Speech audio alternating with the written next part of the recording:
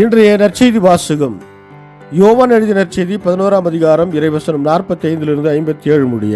மரியாவிடம் வந்திருந்த யூதர் பலர் இயேசு செய்ததை கண்டு அவரை நம்பினர்.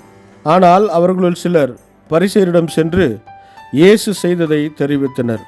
தலைமை குருக்களும் பரிசேயரும் தலைமை சங்கத்தை கூட்டி, இந்த ஆள் பல அரும் அடையாளங்களை செய்து கொண்டிருக்கிறானே, என்ன செய்யலாம்? இவனை இப்படியே விட்டால் அனைவரும் இவனிடம் நம்பிக்கை கொள்வர். அப்போது ரோமையர் வந்து நம் தூய இடத்தை நம் இனத்தையும் அழித்து விடுவார்களே என்று பேசிக்கொண்டனர். கயபா என்பவர் அவர்களுள் ஒருவர். அவர் அவ்வாண்டின் தலைமை குருவாயிருந்தார். அவர் அவர்களிடம், உங்களுக்கு ஒன்று தெரியவில்லை, இனம் முழுவதும் அழிந்து போவதை விட ஒரு மனிதன் மட்டும் மக்களுக்காக இறப்பது நல்லது என்பதை நீங்கள் உணரவில்லை என்று சொன்னார். இதை அவர்கள் தாமாக சொல்லவில்லை. அவர் அவ்வாண்டின் தலைமை குருவாய் இருந்ததால் இயேசு தம் இனத்தாருக்காகவும் தம் இனத்திற்காக மட்டுமன்றி சிதறி வாழ்ந்த கடவுளின் பிள்ளைகளை ஒன்றாய் சேர்க்கும் நோக்குடன் அவர்களுக்காகவும் இறக்கப் போகிறார் என்று இறைவாக்காக சொன்னார். ஆகவே அன்றிலிருந்தே அவர்கள் இயேசுவை கொன்றுவிட திட்டம் தீட்டினார்கள். அது முதல் இயேசு யூதரிடையே வெளிப்படையாக நடமாடவில்லை. அவர் அவ்விடத்தினின்று அகன்று பாலை நிலத்திற்கு அருகிலுள்ள பகுதிக்கு போனார். அங்கு எப்ராஹிம் என்னும் ஊரில் தம் சீடருடன் தங்கியிருந்தார். யூதருடைய பஸ்கா விழா அண்மையில் நிகழவிருந்தது. விழாவுக்கு முன் தங்கள் தூய்மை சடங்குகளை நிறைவேற்ற பலர் நாட்டுப்புறங்களிலிருந்து எருசலேமுக்கு சென்றனர். அங்கே அவர்கள் இயேசுவை தேடினார்கள். அவர் திருவிழாக்கு வர மாட்டாரா? நீங்கள் என்ன நினைக்கிறீர்கள் என்று கோவிலில் நின்று கொண்டிருந்தவர்கள் தங்களிடையே பேசிக்கொண்டார்கள். ஏனெனில் தலைமை குருக்களும் பரிசேயர்களும் இயேசுவை பிடிக்க எண்ணி அவர் இருக்கும் இடம் யாவருக்காவது தெரிந்தால் தங்களிடம் வந்து அறிவிக்க வேண்டும் என்றும் கட்டளையிட்டிருந்தார்கள். இது கிறிஸ்து வழங்கும் நற்செய்தி. கிறிஸ்துவே உமக்கு புகழ். ಯೋಹಾನ ಅಧ್ಯಾಯ 11 ವಚನ 45ರಿಂದ 57ರವರೆಗೆ. ಮರಿಯಳನ್ನು ಸಂದರ್ಶಿಸಲು ಬಂದಿದ್ದ ಅನೇಕ ಯೆಹೂದ್ಯರು ಅಲ್ಲಿದ್ದರು. ಯೇಸು ಮಾಡಿದ ಈ ಕಾರ್ಯವನ್ನು ಕಂಡ ಅವರಲ್ಲಿ ಅನೇಕರು ಯೇಸುವಿನಲ್ಲಿ ನಂಬಿಕೆ ಇಟ್ಟರು. ಆದರೆ ಕೆಲವು ಯೆಹೂದ್ಯರು ಫರಿಸಾಯರ ಬಳಿಗೆ ಹೋಗಿ ಯೇಸು ಮಾಡಿದ್ದನ್ನು ತಿಳಿಸಿದರು. ಆಗ ಮಹಾಯಾಜಕರು ಮತ್ತು ಫರಿಸಾಯರು ಯೆಹೂದ್ಯರ ಆಲೋಚನೆ ಸಭೆಯನ್ನು ಕರೆದು, ನಾವು ಏನು ಮಾಡಬೇಕು? ಈ ಮನುಷ್ಯನು ಅನೇಕ ಸೂಚಕ ಕಾರ್ಯಗಳನ್ನು ಮಾಡುತ್ತಿದ್ದಾನೆ. ಈ ಕಾರ್ಯಗಳನ್ನು ಮಾಡಲು ನಾವು ಅವನಿಗೆ ಅವಕಾಶ ಕೊಟ್ಟರೆ ಜನರೆಲ್ಲರೂ ಅವನಲ್ಲಿ ನಂಬಿಕೆ ಇಡುವರು. ಆಗ ರೋಮ್ ರಾಜ್ಯದವರು ಬಂದು ನಮ್ಮ ದೇವಾಲಯವನ್ನು ನಮ್ಮ ದೇಶವನ್ನು ವಶಪಡಿಸಿಕೊಳ್ಳುವರು ಅಂದರು.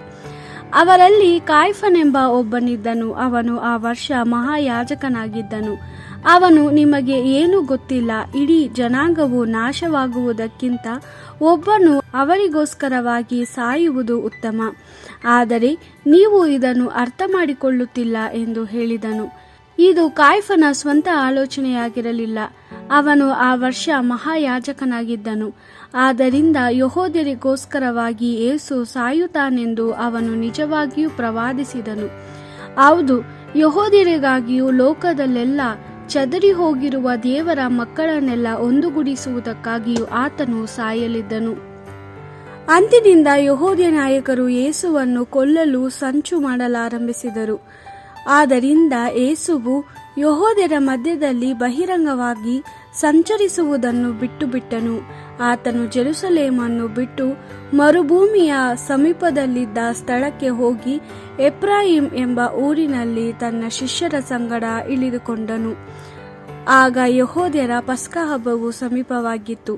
ಪಸ್ಕ ಹಬ್ಬಕ್ಕಿಂತ ಮೊದಲೇ ತಮ್ಮ ಗ್ರಾಮಗಳಿಂದ ಅನೇಕ ಜನರು ಜೆರುಸಲೇಮಿಗೆ ಹೋಗಿದ್ದರು. ವಿಶೇಷವಾದ ಕಾರ್ಯಗಳನ್ನು ಮಾಡಿ ಪಸ್ಕ ಹಬ್ಬಕ್ಕಾಗಿ ತಮ್ಮನ್ನು ಶುದ್ಧೀಕರಿಸಿಕೊಳ್ಳಬೇಕೆಂದು ಅವರು ಹೋಗಿದ್ದರು. ಅವರು ಅಲ್ಲಿ ಯೇಸುವನ್ನು ಹುಡುಕತೊಡಗಿದರು. ಅವರು ದೇವಾಲಯದಲ್ಲಿ ನಿಂತುಕೊಂಡು, ಆತನು ಹಬ್ಬಕ್ಕೆ ಬರುವನೇ? ನಿಮ್ಮ ಆಲೋಚನೆ ಏನು ಎಂದು ಒಬ್ಬರನ್ನೊಬ್ಬರು ಕೇಳುತ್ತಿದ್ದರು. ಆದರೆ ಮಹಾಯಾಜಕರು ಮತ್ತು ಫರಿಸಾಯರು ಯೇಸು ಎಲ್ಲಿದ್ದಾನೆಂಬುದು ಯಾರಿಗಾದರೂ ತಿಳಿದು ಬಂದರೆ ತಮಗೆ ತಿಳಿಸಬೇಕೆಂದು ವಿಶೇಷ ಆಜ್ಞೆಯನ್ನು ಪ್ರಕಟಿಸಿದರು. ಅವರು ಆತನನ್ನು ಬಂಧಿಸಬೇಕೆಂದಿದ್ದರು. ದೇವರ ವಾಕ್ಯವಿದು. ದೇವರಿಗೆ ಕೃತಜ್ಞತೆ ಸಲ್ಲಲಿ. Gospel according to John chapter 11 verse 45 to 57. Many of the Jews who had come to visit Mary believed in Jesus when they saw what he did. But some of them went to the Pharisees and told them what Jesus had done. Then the chief priests and the Pharisees called a meeting of the Sanhedrin. They said, "What are we going to do? This man is performing many miraculous signs. If we let him go on like this, all the people will believe in him, and as a result of this, the Romans will come and destroy our holy place and our nation." One of them, Caiaphas, who was high priest that year, spoke up. "You know nothing at all, nor do you see clearly what you need. It is better to have one man die for the people than to let the whole nation be destroyed." In saying this, Caiaphas did not speak for himself, but being high priest that year, he foretold as a prophet that Jesus would die for the Jewish nation. And not for that nation only, but also to gather into one the scattered children of God. So from that day on, they were determined to put him to death. Because of this, Jesus no longer moved about freely among the Jews. He withdrew instead to the country near the wilderness and stayed with his disciples in the village called Ephraim. The Passover of the Jews was at hand, and the people from everywhere were coming to Jerusalem to purify themselves before the Passover. They kept looking for Jesus, and as they stood in the temple, they asked one another, "What do you think? Will he come to the festival?" Meanwhile, the chief priests and the Pharisees had given orders that anyone who knew where he was should let them know so that they could arrest him. This is the word of the Lord. Thanks be to God.